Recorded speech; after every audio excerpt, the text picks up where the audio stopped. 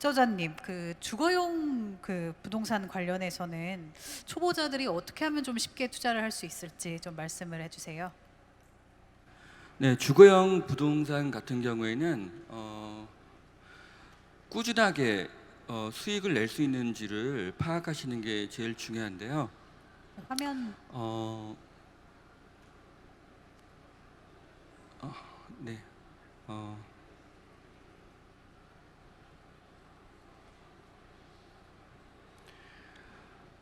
그 부동산에 있어서 제일 중요한 부분은 그 연봉이라고 할 수 있는데 그 지역의 그 수입이 이제 늘어나는지 이제 그런 부분이 제일 중요하고요. 그 다음에 이제 교통 부분, 그 지하철역이 하나가 지나가는지 더블 역세권이 되는지 이제 트리플 역세권이 되는지 또 그런 부분이 중요하고요. 또 핵심 지역까지 도달하는 시간. 물론 대부분의 일자리는 서울에 있지만 서울 근방에는 또 많은 위성 도시들이 있습니다. 그 위성 도시들은 그 도시 자체에서 어떤 직장을 제공하는 그런 역할보다는 직장이 주로 있는 서울의 강남까지 접근하기 위해서 이제 준비가 된 그런 도시들이기 때문에 핵심 지역까지 주로 강남이 되겠죠. 거기까지의 이제 도달 시간이 중요하고요. 그리고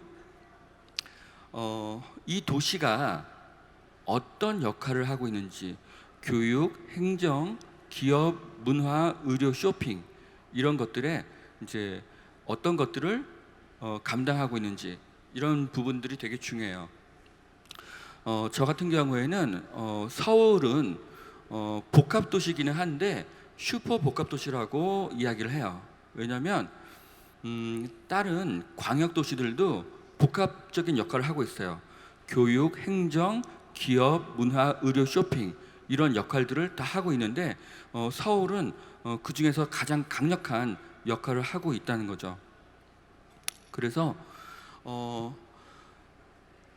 예를 들어서 제가 거제도라는 도시를 말씀드리면 여러분들은 그 거제도라는 도시를 어떤 도시라고 규정하실 수가 있나요? 제가 투자하는 원칙에 따라서 거제도를 규정을 하면 거제도는 첫 번째 관광 도시예요. 그리고 또 기업 도시기도 하죠. 대한민국에서 가장 큰 조선소가 두 개가 있고 또 그 조선소를 돕는 많은 중소기업들이 거제도에 모여 있었어요.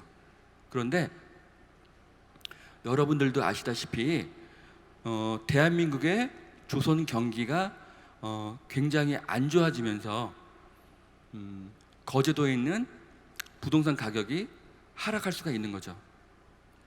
그런데 서울과 기타 광역시 같이 교육, 행정, 기업, 문화, 의료, 쇼핑 이런 여러 가지 역할을 하고 있다고 하면 기업이 타격을 받아도 그 도시의 그 매매가라든지 임대가가 크게 타격을 받지를 않아요. 하지만 거제도는 한때 굉장히 잘 나가던 그런 기업이었죠. 네. 기업 도시였는데 그 어떤 조선업이 굉장히 안 좋아지면서 그렇게 그 도시 자체가 굉장히 안 좋아질 수도 있었다는 거죠. 거제도의 그 조선소에서 근무하셨던 분들은 자기들이 그분들의 상당수가 1, 2년 후에 일자리를 잃을 것이고 또 급여가 줄어들 것이라는 것을 예상하고 계셨어요. 하지만 그 전에 몇 년 전부터 거제도는 경기가 좋았기 때문에 아파트를 계속 짓고 있었어요. 그래서 그런 거에 대한 정보가 없었던 분들은 또 아파트를 투자하고 나중에 입주 시에 임대를 놓기가 또 굉장히 어려워지겠죠. 그래서 여러 가지 역할을 할 수 있는 도시, 그 중에 가장 강력한 슈퍼 복합 도시는 여러분들이 계신 이 서울이고요. 그 다음에는 광역시가 될 거고요. 또 광역시는 아니지만 그 인근에서 교육, 행정, 기업, 문화, 쇼핑, 의료 이런 것들을 다 감당할 수 있는 천안 같은 그런 도시도 있죠. 그래서 여러분들이 대한민국의 앞으로 인구가 줄어든다고 하는데요. 분명히 지금 한국에도 인구가 줄어드는 지역이 있어요. 경상도 일부 지역, 전라도 일부 지역, 강원도하고 충청도 일부 지역도 인구가 줄어들어요. 그런데 앞으로는 사람들이 어떻게 되냐면 점점 지방에서 서울과 광역도시로 많이 옮겨가실 거예요. 여러분들이 그 이유는 고령화가 되시기 때문에 그래요. 여러분들이 고령화가 되시면 공기가 좋고 그리고 뭐 자연 환경이 좋은 그런 전원주택으로 가시는 게 아니에요. 여러분들이 고령화가 되실수록 의료 서비스와 문화 서비스를 받으실 수가 있는 대도시로 가실 수가 있어요. 그리고 대한민국이 앞으로 인구가 줄어든다는 이야기를 많이 하는데요. 대한민국이 인구가 줄어드는 것은 기정사실이에요. 하지만 대한민국의 인구가 줄어들어도 일부 지역은 늘어날 거예요. 그 늘어날 곳이 어딘지를 생각하면 서울과 광역시와 그런 대도시가 되겠죠. 그리고 또 여러분들이 또 생각할 부분은 앞으로 10년 내에 대한민국이 통일이 되지 않더라도 그 북한과 어떤 왕래가 자유로워진다고 하면 그 인원들이 어디로 갈 것인지, 그분들은 아마 동독과 서독이 그랬듯이 일자리가 있는 곳으로 가실 거예요. 그래서 일자리가 있는 곳에 또 투자를 하셔야 되겠죠. 그리고 이제 요즘에 보면은 뭐 갭 투자라는 것을 많이 하세요. 갭 투자라는 것은 매매가와 전세가의 차이가 적을 때 그 갭만큼의 금액만을 지불하고 내가 이 부동산을 투자를 한다는 건데, 그냥 매매가와 전세가의 차이만으로 투자를 했다가는 앞으로 낭패를 보실 수가 있어요. 왜냐하면 저도 예전에 갭 투자를 했지만 그 갭 투자는 소형 주거용 부동산에만 국한이 돼 있었어요. 그런데 이제는 이제 갭 투자를 알선하는 분들이 하다가 30평대 후반, 40평대 후반, 그리고 50평대 초반도 매매가하고 전세가가 이렇게 차이가 나지 않으니까 이런 식으로 소액으로 투자를 할 수 있다고 이야기를 하세요. 근데 아까도 제가 말씀드렸지만 굉장히 핵가족화가 될 거예요. 평균적으로 봐서 대한민국의 인구의 3분의 1은 1인 가구가 될 가능성이 굉장히 높아요. 그러면 내가 뭐 큰 아파트로 쉐어하우스를 이용하는 경우도 있긴 하겠지만 전반적으로는 이제 대형에서 소형으로 가게 되는 거죠. 그렇게 되면 부동산 투자의 기준은 매매가와 전세가의 그 격차, 그 차이 금액이 아니라 수익률이 될 거예요. 수익률이라는 건 뭐냐면 이 부동산을 내가 1년 동안 가지고 있을 때 모은 1년 동안의 총 월세 나누기 매매가와 그 보증금이 있잖아요. 뭐 보증금 1,000만 원이라도 그 보증금을 뺀 금액, 그 금액을 계산한 것이 수익률이 되는데요. 이것을 제가 구체적인 예로 들면 매매가 1억에 월세가 보증금 1,000에 50만 원이라고 하면 50만 원을 1년 동안 모으면 600만 원이 되겠죠.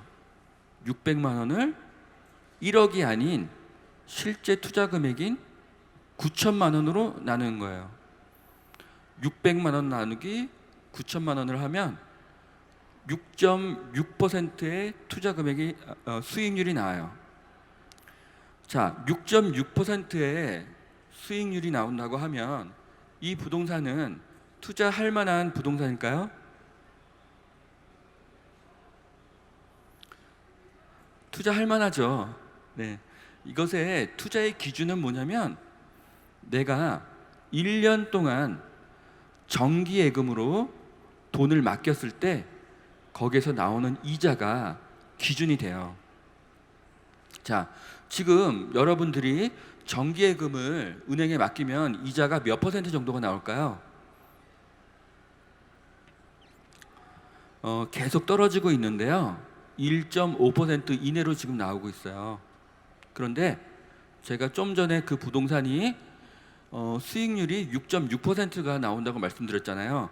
매매가 1억, 전세가 9천, 월세가 1,000에 50만 원일 때. 근데 IMF 때나 리먼 사태처럼 내가 은행에다 그냥 돈을 맡겨도 8% 이상의 이자를 받을 수가 있다면 여러분들이 이 부동산에 투자를 하시겠습니까? 투자를 하실 필요가 없죠. 네, 왜냐하면 부동산에는 리스크라는 게 있기 때문에요. 그 리스크는 뭐냐면 일단 환금성이 떨어져요. 부동산은.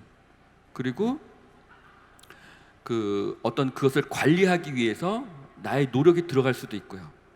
그리고 가격이 하락할 위험성도 있는 거죠. 그래서 그런 거에 대한 위험 부담분을 여러분들이 계산을 하셔야 되는데 그 기준은 저 같은 경우에 저금리일 경우에는 플러스 3%라고 말씀을 드려요. 그러면 지금 정기예금 금리를 아무리 높게 봐도 1.5%가 안 되죠. 그리고 제가 리스크를 3%를 봐야 된다고 말씀을 드렸죠. 자, 여러분들이 월세가 나오는 부동산에 투자를 했을 때 그 부동산이 1년 수익률이 최소 몇 %가 나와야 될까요? 4.5%가 나와야 돼요. 지금 정기예금 금리 그냥 내가 맡겨도 1.5%가 나오고 그 다음에 내가 또 이 부동산을 투자함으로써의 그런 위험 부담률을 고금리일 때는 2%만 계산을 하셔도 되지만 지금같이 3% 이하의 저금리일 때는 3%를 보시는 게 좋아요. 그러면 제가 아까 말씀드린 대로 1년간 나오는 그 현금 흐름 나누기 실제 투자 금액을 하면 수익률이라는 게 나오는데 그 수익률이 최소 4.5%가 나오셔야 돼요. 4.5%가 나오지 않는다는 것은 월세가 나오는 거에 비해서 집값이 많이 비싸다는 그런 의미가 되겠죠. 네. 네. 예, 참 하고 싶으신 말씀이 너무 많으신 것 같은데 어차피 다음에 해주실 강연 그 이야기하고 좀 일맥상통하는 것 같아서 제가 좀 무례를 무릅쓰고 다시 질문을 드리겠습니다. 그 이제 초보자들일수록 유의해야 할 사항, 뭐 갭 투자보다는 아무래도 방금 말씀하신 강조하신 수익률에 좀 주목을 해야 하고, 그 다음에 단순한 그런 도시를 넘어서 슈퍼 복합 도시에 주목을 하라 이런 말씀이셨는데요.